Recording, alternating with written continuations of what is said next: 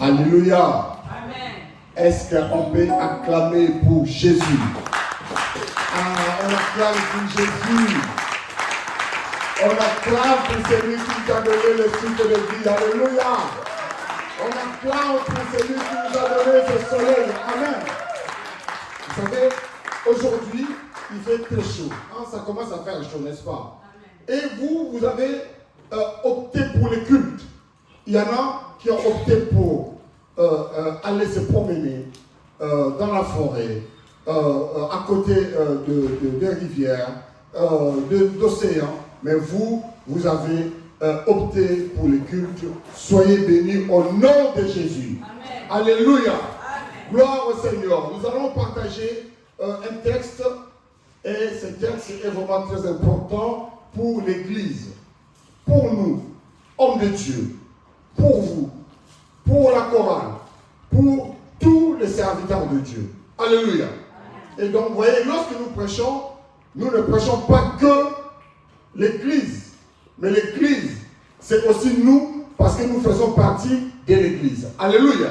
Voilà, deux fois, vous pouvez vous dire, ah oui, le pasteur nous prêche nous. Non. Lorsque moi-même aussi, je prêche, deux fois, je sens des retours qui viennent dans mon cœur, qui disent, moi qui enseigne, le Seigneur m'enseigne aussi. Amen. Amen. Deux fois, il y a des retours qui, deux fois, quand tu dis une vérité, ce n'est pas une vérité que tu avais préparée, mais une vérité que le Seigneur a donnée pour moi aussi. Et deux fois, nous nous trouvons aussi dans ce que nous disons. C'est pour cela, lorsque nous prêchons, ne dites pas que on vous prêche, on nous prêche nous aussi. Amen. Amen. Nous allons lire un texte dans Tite chapitre 1. Tite chapitre 1. Tite chapitre 1. 5e au 6e verset. Tite chapitre 1, 5e au 6e verset seulement. Et puis le reste, vous pourrez aller lire à la maison. Je lis au nom de Jésus. Je t'ai laissé en Crète afin que tu mettes en ordre ce qui reste à régler et que selon mes instructions, tu établisses les anciens dans chaque ville. S'il s'y trouve quelqu'un homme irréprochable, mari d'une seule femme, ayant des enfants fidèles, qui ne soient ni accusés de débauche, ni de rebelles. Amen. Amen. Voilà. Alors, ces deux versets, vous pouvez aller lire le texte. Il y a beaucoup de choses qui sont dites dans ce texte-là. Vous savez, je voulais partager ça avec l'Église. Parce que nous estimons que l'Église a besoin d'écouter cette parole. Et si je peux même dire, revenir aux fondamentaux de la bonne nouvelle, de la bonne parole, mais aussi de l'Église voulue par Jésus. Amen. Amen. Et vous êtes là? Amen. Je vais vous embêter encore. Amen. Amen. Je vais vous embêter encore. Alléluia. Amen. Voilà, donc, il faut que l'Église, nous puissions écouter. C'est pour cela, lorsqu'on lit la Bible, on ne parle pas encore des fidèles. On parle de l'ordre, mais dans l'ordre, on commence par les évêques, par les anciens, par les responsables. Mais ici, en lisant la parole de Dieu, c'est Paul qui parle à Tite, qui était laissé ou envoyé à Crète pour mettre de l'ordre. Il dit ceci, afin que tu mettes en ordre ce qui reste à régler. Ça veut dire que Paul lui-même a mis en ordre certaines choses. Et il fallait aussi terminer que Paul avait commencé dans cette église de Crète, dans la ville de Crète. Et donc, il parle de l'ordre. L'ordre. Il veut que tu puisses mettre de l'ordre. Bien aimé, vous le savez, la Bible dit, Dieu n'est pas un Dieu de désordre, mais c'est un Dieu de paix. Souvent on dit c'est un Dieu d'ordre. Non, la Bible dit c'est un Dieu de paix. Ça veut dire quoi? Ça veut dire que là où il y a le désordre, il n'y a pas la paix, n'est-ce pas? Là où il y a le désordre, il n'y a pas la paix. Là où il y a le désordre, les gens se chamaillent. Là où il y a le désordre, les gens s'insultent. Là où il y a le désordre, les gens se parlent mal. Là où il y a le désordre. Et vous savez, mes bien-aimés, là où il y a le désordre, ça prend beaucoup de temps pour que quelque chose avance. Imaginez même vous-même chez vous à la maison.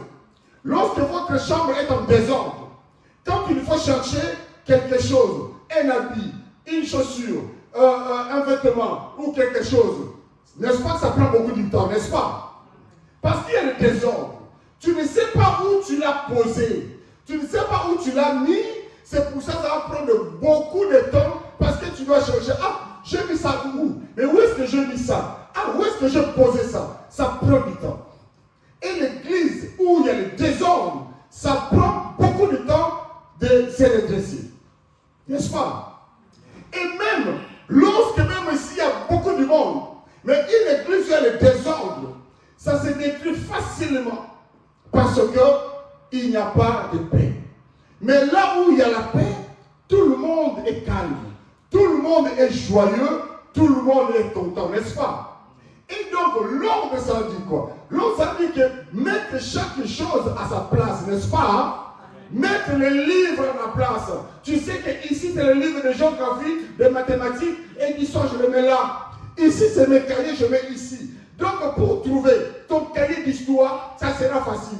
Mais un enfant qui vient, qui prend après le cours, qui prend son cartable et le jette, il va chercher dans toute la maison, ça va prendre du temps. Pourquoi? Parce qu'il jette partout. C'est pareil avec l'église. C'est pareil avec l'église. Dans l'église, il faut qu'il y ait de l'ordre. Que chaque chose soit à sa place. Et que chaque personne soit à sa place. On ne peut pas avoir dans une église ou voir dans une église le pasteur lui-même qui compte les offrandes, le pasteur lui-même qui garde les offrandes, le pasteur lui-même qui chante, le pasteur lui-même qui fait la modération ou le pasteur lui-même qui fait le protocole. Je ne parle même pas que de pasteur, une seule personne qui fait tout. Non, il faut qu'il y ait de l'ordre. S'il y a de l'ordre dans l'église, les choses avanceront facilement. Le secrétaire fera bien son travail, la chorale fera bien son travail, le protocole fera bien son travail, et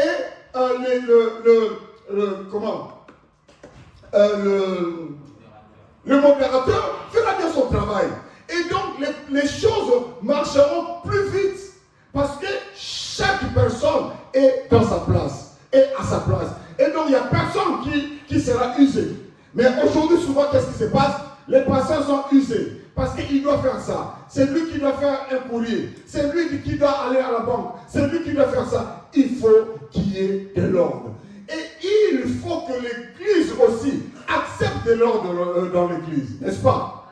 Oui, il faut que l'église accepte de l'ordre. Vous savez, souvent, nous disons, moi j'aime l'église, il y a de l'ordre. Moi j'aime l'église, il y a de l'ordre. Mais dans l'église, lorsqu'on veut mettre de l'ordre, souvent les gens refusent. Ah oui, pourquoi ça? Pourquoi il doit suspendre? Pourquoi il doit faire ça? Pourquoi? Il faut qu'il y ait de l'ordre. Et donc, c'est pour cela Pierre, tout au début, vous savez, la Bible nous enseigne. Et nous devons nous inspirer vraiment de la parole de Dieu. Alléluia. Pierre a mis de l'ordre. Parce que Pierre a trouvé qu'il devait tout faire. Que ce soit dans la distribution de la nourriture, que ce soit dans la prédication, il a mis de l'ordre. Et il a consacré ce qu'on appelle aujourd'hui les diacres qui travaillent Et chaque diacre, certainement, avait son rôle. C'est pour cela. Nous avons dans l'église les diacres responsables des finances, les diacres responsables de la Cora, les diacres responsables ou l'ancien soit. Oui, il faut que dans l'église, il y ait de l'ordre. Alléluia. Amen. Voilà, c'est pour cela, Paul a mis de l'ordre.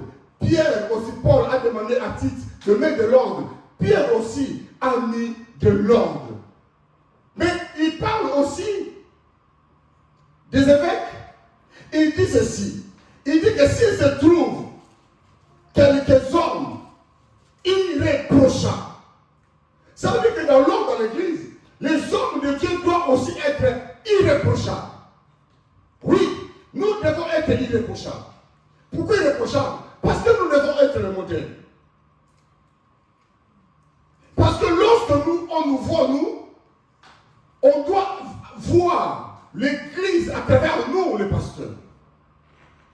Parce que lorsqu'on voit aujourd'hui, c'est que nous sommes devenus, nous les pasteurs. Il y a certains pasteurs, il y a certains anciens, il y a certains diacres qui ne devaient pas y être.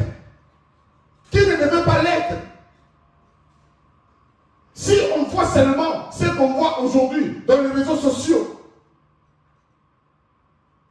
comment les pasteurs parlent, j'avais parlé la dernière fois, comment ils s'engueulent entre pasteurs. Lorsqu'on voit des serviteurs de Dieu, comment est-ce qu'ils se critiquent? Ils s'insultent par des médias interposés. Frère, je vais vous dire une chose triste. J'ai regardé sur Internet des pasteurs qui sont en même temps des adorateurs, qui ont des porte-paroles païens. Alléluia. Des pasteurs qui sont aussi des adorateurs, qui ont des porte-paroles païens.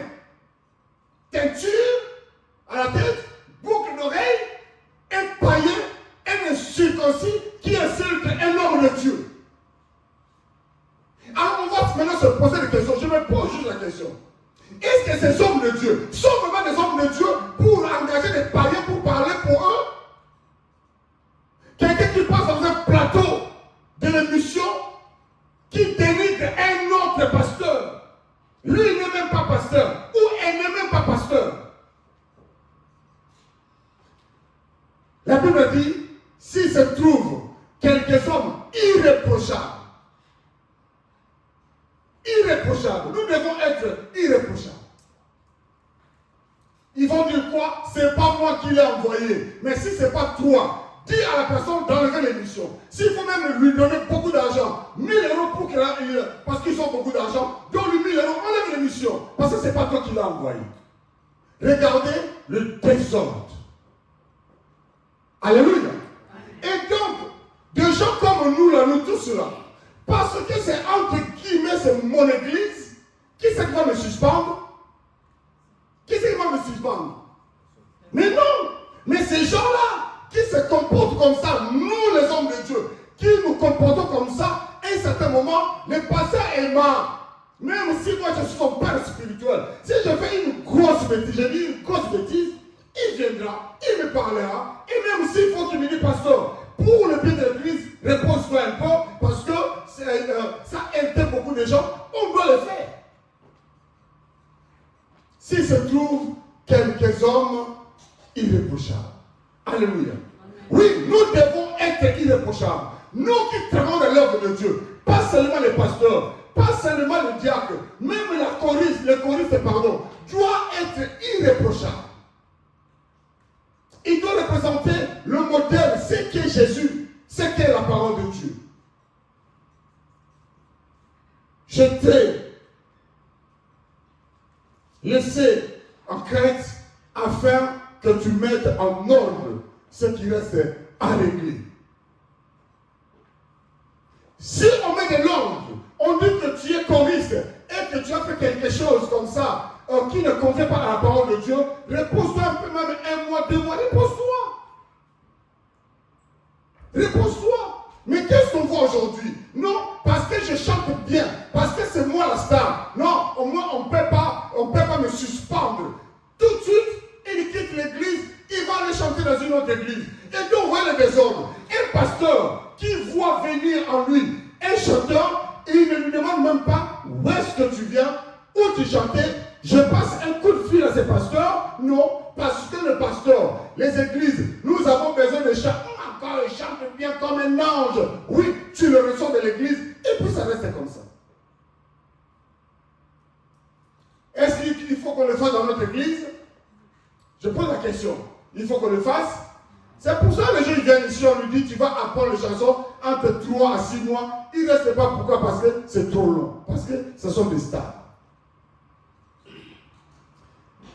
Il faut qu'il y ait de l'ordre de l'église. L'ordre qui commence d'abord par les anciens, par les pasteurs. Écoute-moi mes frères. La Bible ne parle pas seulement des pasteurs. La Bible parle aussi de leur famille. La Bible parle aussi de leurs enfants. La Bible dit quoi? S'ils trouvent qu'il est irréprochable, mari d'une seule femme. Je dis, c'est pas moi qui le dis. La Bible dit une seule femme. C'est Paul qui le dit. Si on aime Paul, on comprend que nous devons mettre ça en pratique. Une seule femme, d'une seule femme, ayant des enfants fidèles. Ah, grave, vous n'avez pas le choix. Vous n'avez pas le choix. Parce que vous êtes liés à mon ministère. Vous êtes liés à mon ministère. Louange, tu n'as pas de choix. Tu aurais peut-être demandé à être né ailleurs.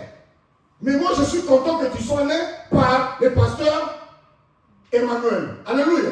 Tu n'as pas de choix. Ton choix, c'est quoi? C'est être fidèle. Irréprochable. C'est ça. Parce que même si on voit dans l'Ancien Testament, parce que de folie, c'est l'Ancien Testament. Lorsque Moïse a consacré Aaron, il a consacré Aaron seul? Non, avec toute sa famille. Et c'est comme ça. Et donc, vous savez, dans des églises où de folie on traite des sectes, un pasteur dont son enfant vit d'une façon désordonnée, on le suspend. N'est-ce pas? Ah oui. Donc, vous devez être fidèle à Jésus. Et vous voyez, mes frères, vous voyez, il y a certaines personnes qui se disent, moi, ça fait depuis longtemps, je suis dans cette église, je n'avance pas. Depuis longtemps, je suis dans cette église, je ne progresse pas. Mais comment est-ce que tu vas progresser? Pendant que tu n'es pas irréprochable, même tes enfants ne viennent pas à l'église. Comment est-ce que tu vas progresser? Dans une église qui fait l'ordre, l'ordre, on ne peut pas consacrer un diacre, un ancien, quelqu'un qui vient seul à l'église, dont sa femme ne vient pas, dont les enfants ne viennent pas. Bien aimé, ça c'est la parole de Dieu. Vous l'aimez, non? Amen. Vous aimez la parole de Dieu, n'est-ce pas? Oui, même moi, je suis pris dans cette piège-là. Dans ce piège. Amen. Même moi, je suis pris. Parce que je suis pasteur, j'ai des enfants, je dois bien encadrer mes enfants. Amen. Amen. Alors, vous savez, toujours Paul, dans toujours le souci de mettre de l'ordre dans l'église. Parce qu'on parle de l'ordre dans l'église. Il dit quelque chose. Dans 1 Timothée chapitre 2, verset 9, nous allons lire. 1 Timothée chapitre 2, verset 9.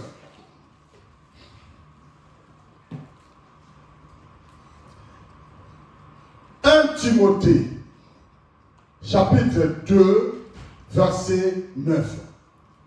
Je peux lire? Amen. Vous avez trouvé?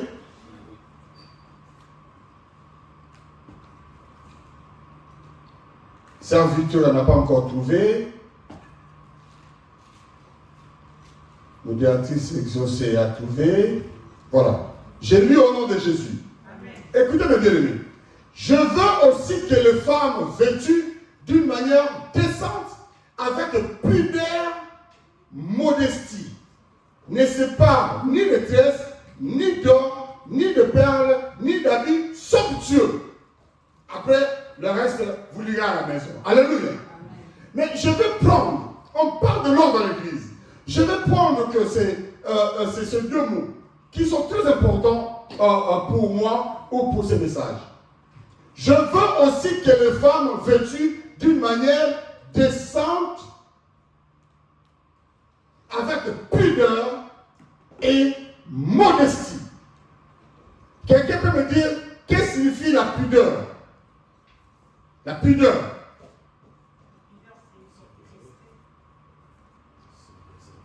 Réserver une sorte de respect, n'est-ce pas?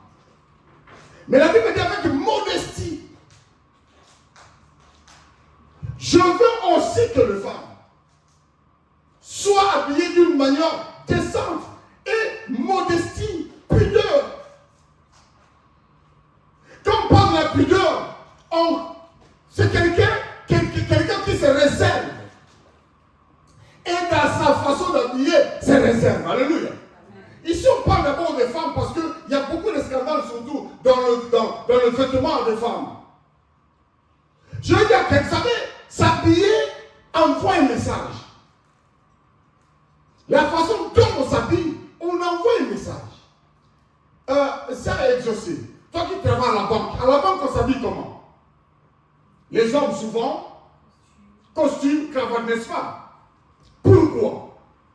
Parce que c'est un endroit qui est censé être un endroit sérieux, n'est-ce pas? Vous allez dans le magasin de voitures, de grosses voitures, les commerciaux, s'habillent comment? Pareil, très propre. Cravate, vous verrez, les femmes s'habillent. Mais pourquoi est-ce que lorsqu'on parle de l'habillement à l'église, vous allez dire qu'on est des sexistes, mais lorsque vous allez dans ce travail-là, vous ne traitez pas de sexistes. D'une manière décente. Ou, vous savez, bien aimé, dans la Bible dit, même la nature doit nous enseigner, n'est-ce pas? Regardez dans le palais royal, dans les familles royales, dans les familles de bonne manière où il y a des riches. Regardez comment ils s'habillent. Vous regardez à la télé, n'est-ce pas? Vous regardez à la télé, n'est-ce pas? Ils s'habillent d'une manière décente. Mais pourquoi à l'église, nous devons nous habiller comme nous voulons? Pourquoi? Pourquoi à l'église, nous devons nous habiller comme nous voulons? Aujourd'hui, on voit des gens qui s'habillent à l'église. Des fois même des musiciens, des chanteurs. On voit leurs sous-vêtements. Est-ce que nous, on a besoin de voir vos sous-vêtements? Non, je pose la question. On a besoin de voir vos sous-vêtements. Bon, si moi j'enlève là, est-ce que vous voulez voir mon sous-vêtement? Non, je vous pose la question. Vous voulez voir? Bon, pourquoi vous ne voulez pas voir? Bon, pourquoi nous, on va voir vos sous-vêtements? Est-ce que si vous mettez une ceinture, vous êtes devenu vieux? Non, je pose la question. Est-ce que mettre une ceinture signifie être vieux? Non. Mais on voit là, mais pourquoi tu fais monter? Tu montes. Tu fais, non, laisse ça, laisse, parce que tu veux que nous on voit. Non, il faut qu'on s'habille d'une manière décente. Alléluia. Frère, tu peux habiller comme tu veux. Avec le costume de je ne sais pas de combien de montants. Avec les robes de combien de montants. Lorsque quelqu'un va voir, dire, celui-là. Tu vois, même si tu mets une robe de 50 euros. On dit, c'est ça, c'est 350 euros. Hein. Bon, toi, si tu dis quoi? Tu dis c'est vrai. Tu vas dire non, c'est 50 euros. Non, tu dis pas. Tu dis, c'est comme ça. Ta façon de t'habiller envoie un message. Alléluia. Là, on parle de femmes qui doivent s'habiller d'une manière décente. On n'a pas besoin de voir vos seins, mes soeurs. Vos seins sont en vous et plus tard pour vos maris. N'est-ce pas? Mais aujourd'hui, regarde comment, d'ailleurs, regardez, aujourd'hui, bon, gloire à Dieu, à l'église, franchement, je déclare devant Dieu, les femmes s'habillent d'une manière décente. Mais on doit toujours le rappeler, alléluia. Parce que des fois, il y a des fois, les gens disent, ah oui, je vais me faire plaisir. Non, mais ne te fais pas plaisir. Tu ne te fais pas plaisir. Alléluia. Vous savez, je vais souligner quelque chose. Regarde dans le mariage. le mariage. Je vais appeler qui là? Je vais appeler qui? Bon, j'appelle personne, c'est pas grave. Regarde comment vous êtes habillés. Ah, c'est Nancy, viens. Maman Nancy, viens ma soeur. Regarde comment tu es habillée. N'est-ce pas? Ouais, c'est une femme vraiment, n'est-ce pas? Amen. Elle est habillée bien, n'est-ce pas? Amen. Va t'asseoir, ma soeur. Mais pourquoi dimanche tu es bien habillé comme ça? Quand on a des activités bien, mais le jour du mariage, on vous voit avec les bustiers qui tombent. Les bustiers qui tombent, tu commences à les faire comme ça. Non, pourquoi? Pourquoi est-ce que tu ne peux pas mettre un bustier, une robe? Bien, regarde, bien aimé, je vous envoie seulement dans les palais royaux. Vous avez vu le mariage de Meghan? Vous avez vu le mariage de Meghan? La femme de William, comment elle s'appelle? Vous avez vu le mariage de Kate? Est-ce que vous l'avez vu amener ses seins comme ça? Non, je vous pose la question. Vous avez vu? Bon, les pasteurs qui bénissent ton mariage. Devant les pasteurs qui bénissent ton mariage, les pasteurs regardent. Est-ce que les pasteurs ont vraiment le droit de regarder tes seins? Ah, vous n'avez pas besoin que je parle de ça. Hein? Mais vous n'avez pas besoin que je parle de ça? Oh, mais changeons un peu. Changeons un peu.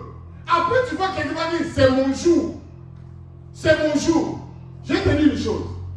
Les jours de ton anniversaire, ce n'est pas ton jour. Quelqu'un peut dire Amen. Non, quelqu'un peut dire Amen. Non, dis-le plus fort. Tu peux dire Amen. Les jours de ton anniversaire, ce n'est pas ton jour. C'est les jours que l'Éternel a fait comme la Bible le dit. Ça doit être pour nous un sujet de joie. Alléluia. Est-ce que le jour de ton mariage, c'est ton jour? Non, ce n'est pas ton jour. C'est le jour que l'Éternel a fait. Et ça doit être pour Dieu un sujet de gloire. Ce n'est pas un sujet de murmure. Ah, vraiment, c'est franchement, vraiment, à l'église. Non, il ne faut pas que les gens murmurent. Le jour de ton anniversaire, pardon, de ton anniversaire, mon jour. Oui, je vais boire parce que c'est mon jour. Je vais faire ce que je vais faire. Non. Chaque jour appartient à l'Éternel. Alléluia. Chaque jour appartient à l'Éternel. C'est pour ça que je vous l'ai dit déjà, mes soeurs. Le jour de votre mariage ici dans cette église, habillez-vous bien. Oh, attends. Est-ce que si tu t'habilles une robe bien jusque là comme ça, jusque là, manche ici. Oui, même manche ici, c'est pas grave. Mais il faut que ça soit couvert. Non, c'est pas normal. Ce n'est pas du tout normal. Bien, mais je vais vous dire, je n'ai pas honte de le dire. Je regarde une soeur, une servante de Dieu, où on voyait vraiment sa robe tomber, ça tombait. Mais on lui pose la question, même pas l'humilité. Vous savez, il y a que nous, les enfants de Dieu, qui manquons souvent l'humilité. N'est-ce pas? Nous manquons l'humilité, mon frère. Si Glad, on vient de dire Glad, vraiment cette coiffure-là, c'est pas dire c'est comme les Kimba ou les Chombe. Dis, ah bon, c'est pas grave. Voilà, tu dis ça, c'est tout. On dit à la soeur, c'est mon jour. Oui, c'est ton jour. Donc tu dois montrer tous les saints à ces jours-là à tout le monde. Regardez l'église de Jésus-Christ aujourd'hui. Alléluia. Non, mais est-ce que, bon, vous ne voulez pas dire Amen, est-ce que je mens? Non. Est-ce que c'est comme ça que nous voulons que soit l'église? Non.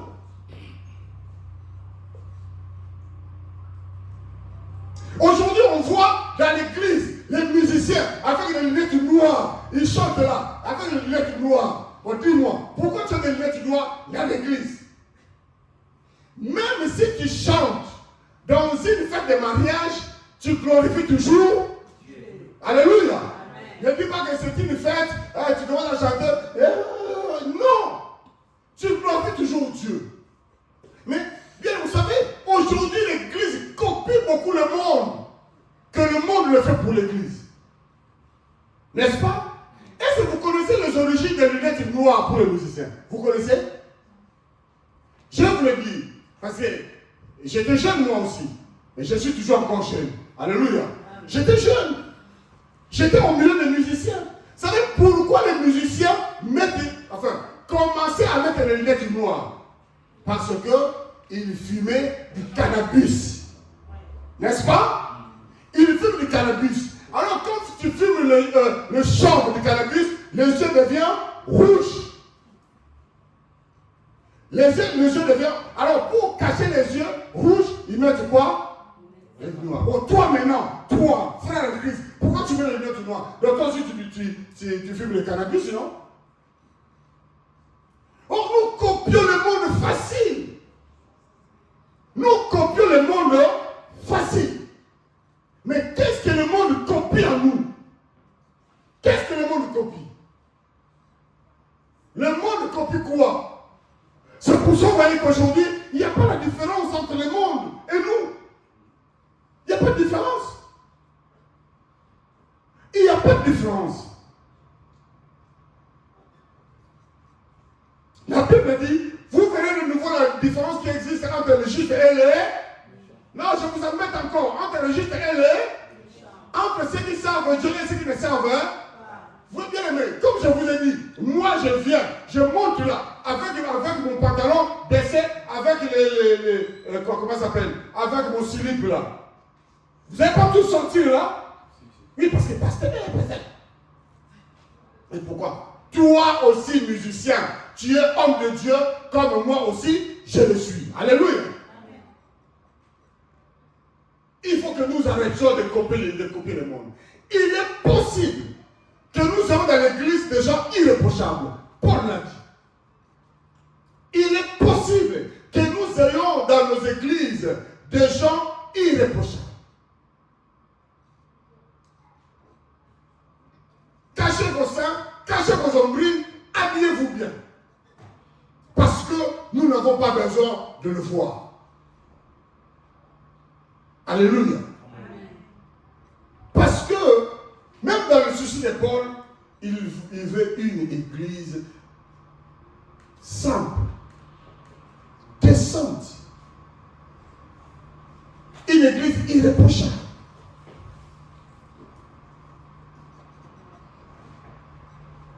Moi, franchement, quand je vois surtout les jeunes là, les jeunes là d'aujourd'hui, vous savez, avant que le musicien commence à mettre des lunettes noires dans le podium, quel musicien dans les années 80, musicien, je dis chrétien, dans les années 80, même 90, mettait des lunettes noires? Qui? Des musiciens chrétiens que vous connaissez, qui? Moi, je connais Denis Mondé, je connais les Alain Moloto, je connais les Mathieu Samuel, je connais même à l'époque des Fox Day. Ils ne mettaient pas là où on pensait que, voilà, ils commencent à élever un peu la musique d'une fois. Ils ne s'habillaient pas comme ça, ils ne mettaient pas de lunettes noires. Un jour, il y avait un mariage ici, il y a un frère qui vient jouer, je ne sais pas, la guitare ou quoi. Je lui dis de mettre comment ça s'appelle? La toge. Il dit, moi? Il est avec le chapeau, je lui dis, enlève le chapeau, il dit, chapeau. C'est pour ça, gloire à Dieu, dans notre église, vous ne faites pas partie de la chorale, vous ne montez pas. Vous ne jouez pas. Si vraiment tu es serviteur de Dieu, reste là. Pendant 3 mois, 6 mois, tu vas apprendre, tu vas avoir comment ça s'appelle, des affermissements et tu vas commencer à chanter et à servir Dieu. Parce que quelle sorte d'église aujourd'hui? Quelle sorte des hommes de Dieu aujourd'hui? Quelle sorte? Vous dites quoi, la modernité? L'internet? Le WhatsApp? Ou l'autre c'est quoi? Instagram? Non. La Bible était moderne et moderne restera toujours moderne. Alléluia. C'est toujours la parole de Dieu. La parole de Dieu ne change pas. Ce qui est moderne, c'est quoi? C'est que dans nos églises, on a introduit les ordinateurs, n'est-ce pas? On a introduit les réseaux sociaux pour passer des messages. On a introduit ça. Mais la Bible, la parole de Dieu, reste la même. Amen. Tu peux dire encore Amen. Amen. Alléluia. Amen. Pour terminer, toujours dans le souci pour apôtre Paul de mettre de l'ordre dans l'église. Il dit quelque chose dans 1 Corinthiens chapitre 5.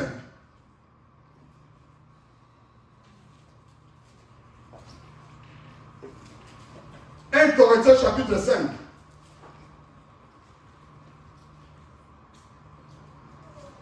On attendit également qu'il y a parmi vous de l'impudicité et de l'impudicité telle qu'elle ne se rencontre pas même chez les païens.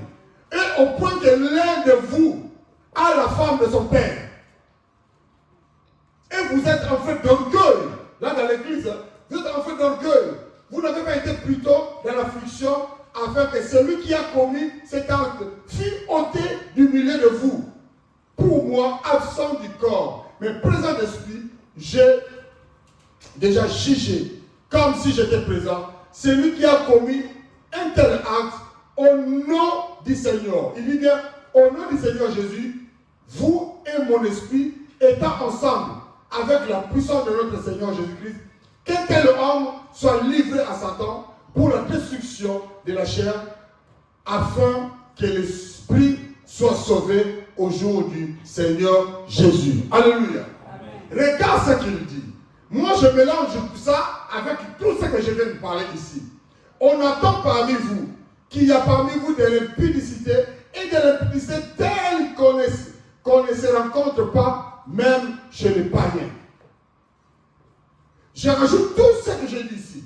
Les désordres qu'on ne rencontre pas même chez les païens. Donc la Bible nous montre que des fois il y a plus de désordres dans l'église que chez les païens. Vous comprenez? Il y a plus de désordre dans l'église que chez les païens.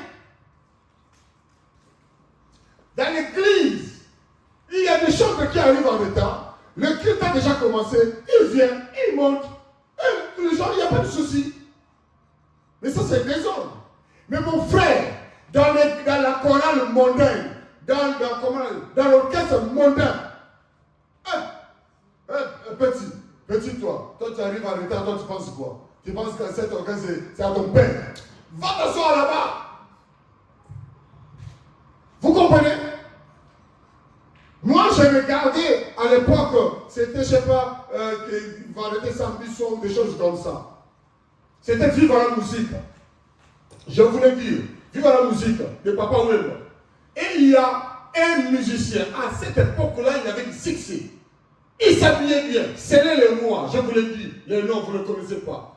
Tellement il s'habillait bien, c'était à Maison Combattant, à Kassavou. Il vient, mon frère, vous savez, nous, on est vraiment dans le désordre. Il vient, comme il s'habillait bien, il chantait bien, il vient, et moi, c'était en direct à la télé. Nous, on était à la télé, on regarde. Petit, allez faire de ce micro-là. Devant tout le monde qui était là, même aussi nous qui étions à la télé. Mais il n'a pas quitté l'orchestre. Si c'était toi, il dit, non, tu ne chantes pas, descends. Tu vas dire quoi? Hein, Victoria? Victoria, ta maman va venir, ton père va venir, ton oncle, comment il s'appelle? Ton oncle, le petit frère de ton père que je connais là. Kabé va venir, toute la famille va venir. Ah, pasteur, il a mal fait. Pasteur, il ment vraiment. Bah oui. Parce qu'on ne supporte pas l'ordre. Bon, c'est pas toi, hein. Mes yeux sont fixés et je parle. Pourquoi il y a plus d'ordre chez les païens dans le monde et il y a plus de désordre chez nous? Le message d'aujourd'hui, c'était que nous ne puissions pas nous ressembler au monde. Alléluia. Que nous ne puissions pas nous ressembler au monde. Même certains exemples que j'ai donnés de musiciens, de tout ça, c'est pour vous montrer que dans le monde, il y a plus de respect de ce qui a été écrit, de leur statut, de leur règlement intérieur. Mais il n'y a que nous, à l'église, où on ne respecte pas la parole de Dieu. On fait ce qu'on veut. On veut toujours beaucoup, mais on ne donne rien. Quand je donne rien, c'est donner le temps, donner son énergie, on ne donne rien.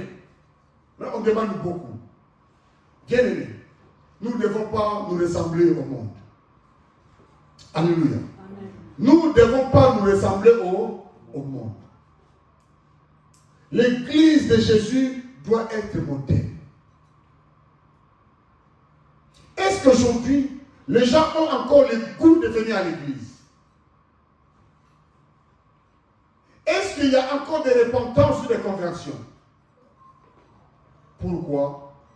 Même les gens qui viennent à l'église, les gens qui sont dans le désordre, viennent à l'église parce qu'ils savent que là-bas il y a le désordre. Je peux venir et je fais ce que je veux. Regardez bien dans les églises où il y a de l'ordre, les aventuriers ne viennent pas. N'est-ce pas? Dans l'église où il y a de l'ordre, les aventuriers ne viennent pas. Les aventuriers vont seulement là où il y a les laisser aller. Mes frères, que nous soyons 20, 40, 50, 100, ceux qui vont venir à l'église trouvent qu'il y a de l'ordre. Alléluia. Amen. Trouvent qu'il y a de l'ordre. Il y a beaucoup de gens qui veulent venir à l'église. Quand ils viennent, ils rentrent, ils vont seulement commencer de l'eau et quitter. Moi, je suis venu pour la première fois, je ne viendrai plus. Alléluia. Il a écouté une bonne parole, tout met le désordre, et l'autre vient en retard, et comme ça, et le protocole n'est même pas là, et où il vient, le protocole vient quand les autres sont déjà assis. Tu dis non, ça c'est pas bon. Mais il y a quelqu'un qui vient, tu dis waouh, quel ordre. Et une église où il y a de l'ordre, on gagnera beaucoup de gens sérieux, beaucoup de gens qui aiment l'ordre, n'est-ce pas?